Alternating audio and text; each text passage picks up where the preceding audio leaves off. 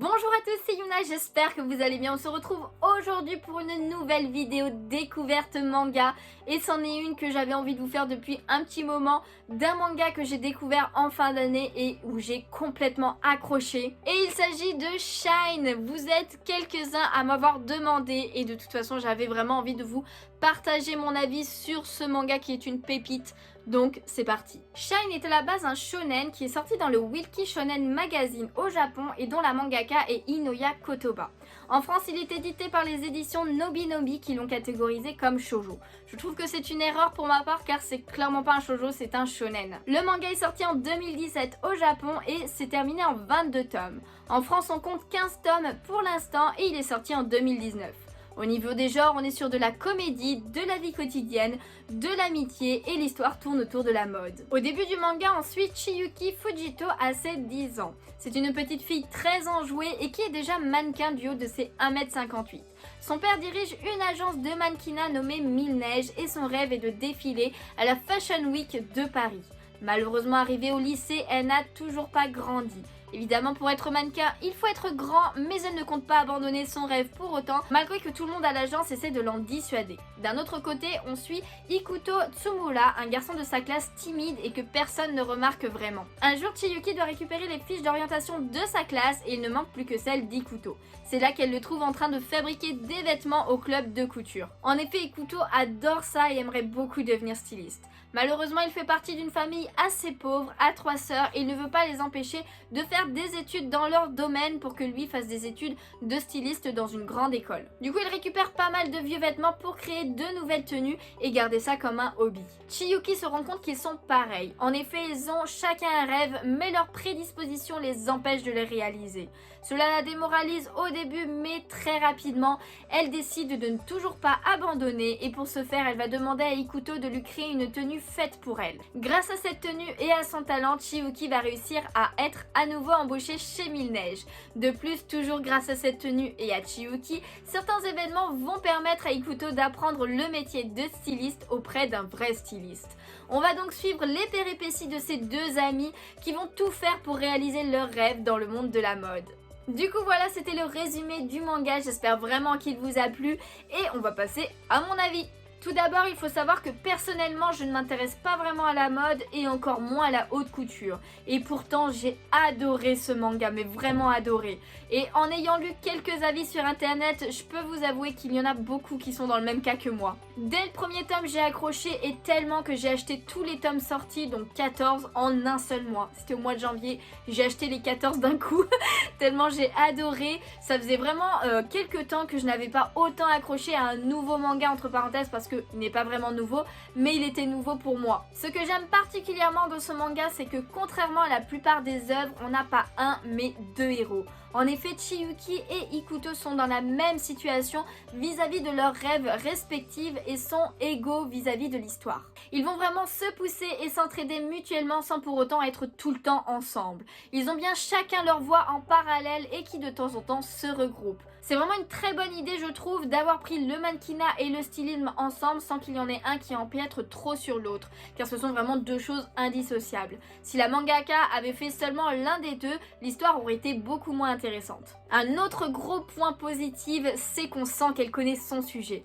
On en apprend vraiment beaucoup sur la fabrication d'un vêtement, sur les différents styles, les différents métiers qui fait qu'on obtient un vêtement tout simplement.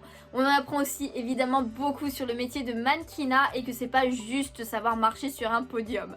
En tout cas, tout ça pour vous dire que j'ai beaucoup appris grâce à cette lecture, à ce manga et sur des univers que je ne connaissais pas du tout en fait. Évidemment, les personnages principaux sont aussi très bien faits et j'aime beaucoup leur caractère et suivre leurs aventures.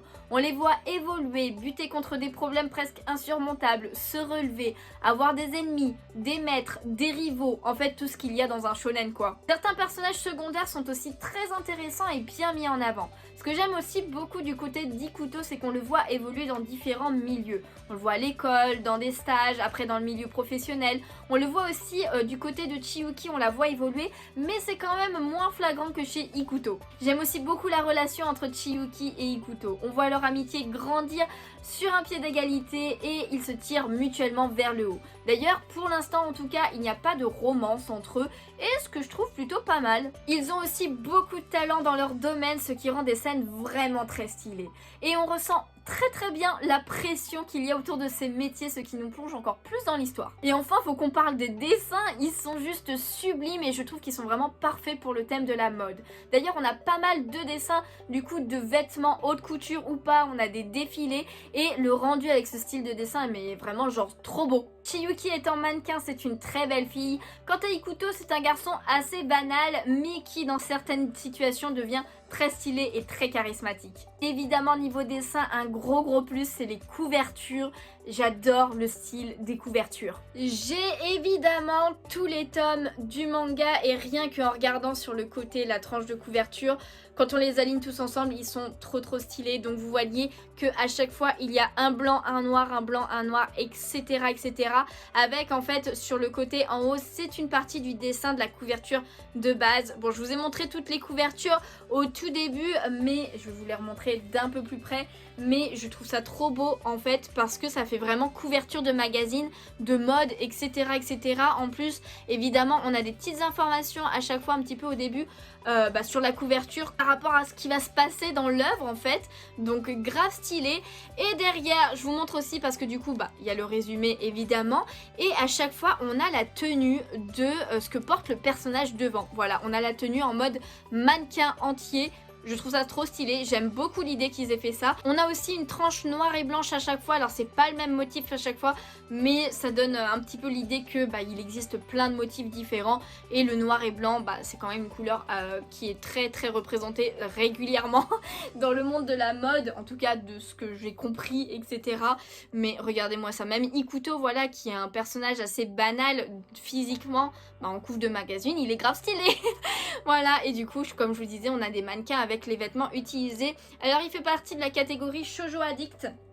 Mais clairement, comme je vous disais, moi je le considère clairement pas comme un shoujo. Voilà, je comprends pas. C'est vraiment dommage parce que du coup, forcément pas mal de monde ne le liront pas. Donc j'espère qu'avec cette petite vidéo, ça vous aura donné envie de le lire. Mais comme vous voyez, voilà la tenue qu'elle porte, cette fille, on la retrouve là. J'adore le concept, j'adore vraiment le concept. Celle-ci aussi très stylée, un personnage qui est très stylé aussi de base.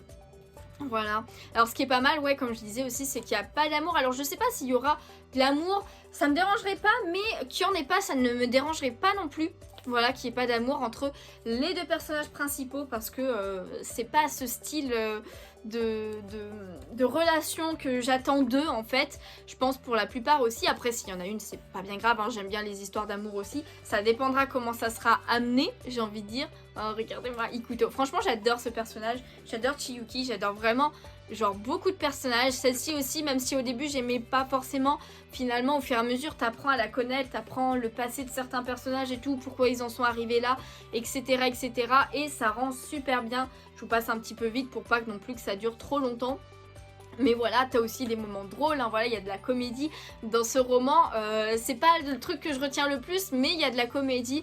Et surtout ultra intéressant, ultra beau. Ça du coup c'est le dernier tome que je n'ai pas encore lu parce qu'il est sorti durant la semaine, mais très beau, très hâte de le lire. Clairement je pense que je le lirai ce soir. Et du coup il faut savoir aussi qu'il y a un animé qui est sorti il n'y a pas si longtemps que ça sur ce manga. Je ne l'ai pas vu personnellement, mais j'ai vu des bons retours, donc n'hésitez pas, si vous ne voulez pas lire le manga, à regarder l'animé. Par contre je pense que je le regarderai quand même à un moment donné parce que c'est vraiment un manga qui a été un coup de cœur, clairement. J'attends la suite avec impatience maintenant à chaque fois.